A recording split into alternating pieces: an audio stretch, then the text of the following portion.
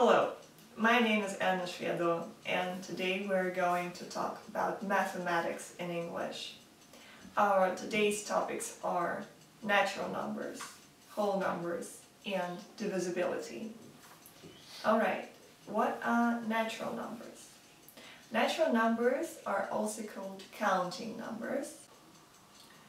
These are the numbers we learn in kindergarten: 1, 2, 3, 4, etc. For example, we can use them to count objects like apples, bananas, baskets, whatever we see around.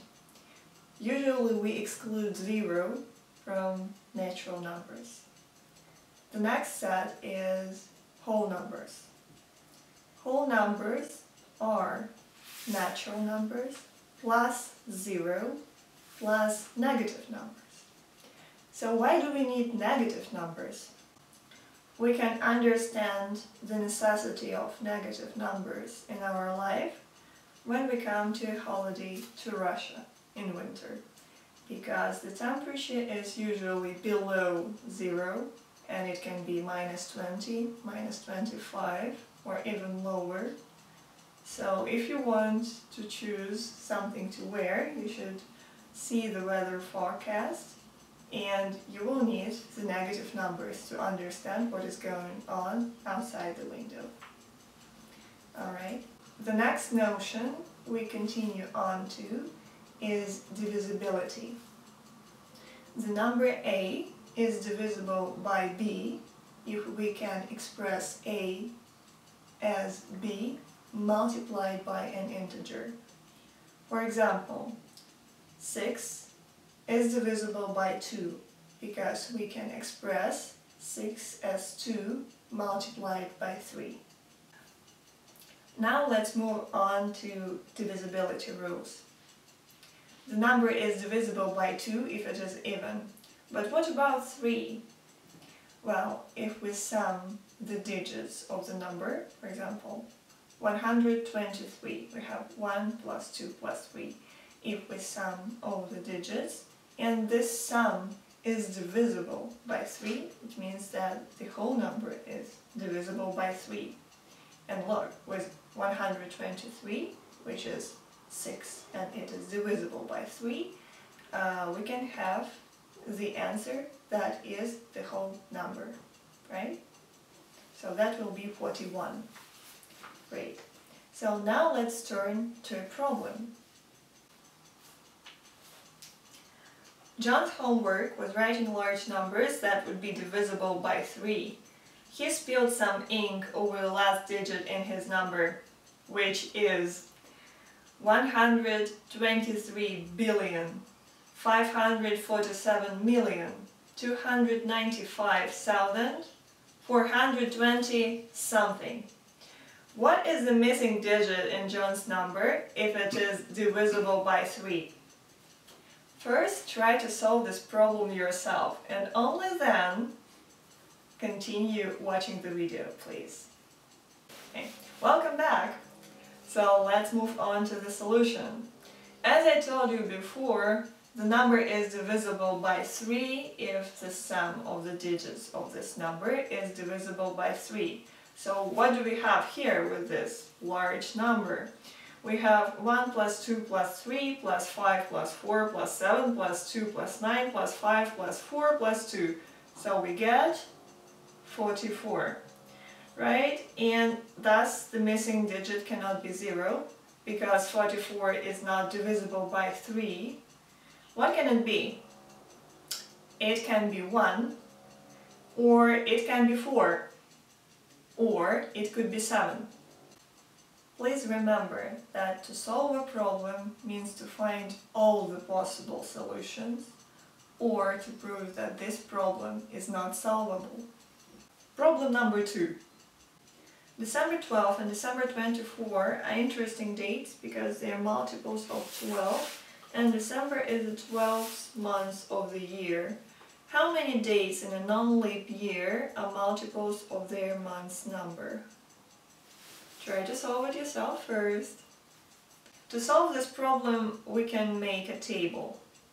To find the dates that are multiples of their month's number, we can make an organized list to have a better overview in the pattern. We need to list the months and its number, and then the days that are the multiples of that number, as you can see here in the picture, right? So we don't even need all the divisibility rules because the numbers are quite small. So actually we can see the pattern, right?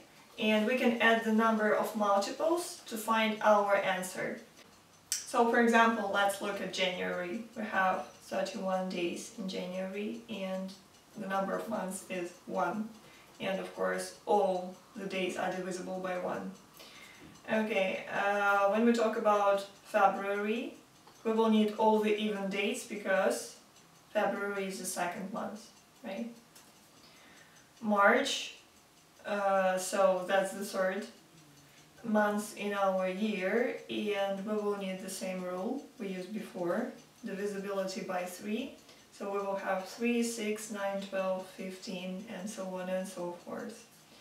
And we will have 10 multiples. Okay, the same thing goes with April, May, June, and so on and so forth. Here we will need to add all the multiples, and the result is 90. That is the answer. Here we go. For the next problem, we will need the definitions of even and odd numbers. As you probably remember, I said before that even numbers are divisible by 2. So let's see the exact definition. The even numbers are the numbers that can be expressed as 2k, where k is an integer. What are the odd numbers? The odd numbers are the numbers that can be expressed as 2k plus 1. For example, 1, that's 2 multiplied by 0 plus 1 equals 1. Yes, it works. Or 7. Okay, 7 is 2 multiplied by 3 plus 1. Yes, this definition works. Nice. So let's turn to the problem. Maria has been asked to find 3 consecutive even numbers whose sum is 60. What are the numbers? Welcome back. Let's turn to the solution. So as you can see here, we can try to use the simpler problem strategy. Let's just write out the set of 3 even numbers. 2 plus 4 plus 6 equals 12. 4 plus 6 plus 8 equals 18, 6 plus 8 plus 10 equals 24, and so on. So we can see that set 1 begins with 2, set 2 begins with 4, set 3 begins with 6, and so on. Alright, so we can see that the difference between 18 and 12 is 6. And the same difference is between 24 and 18. So we have 6 everywhere. The sum is going up by 6. And if we want the ninth sum, 60, we will need to find the 3 consecutive even numbers that will give us this sum.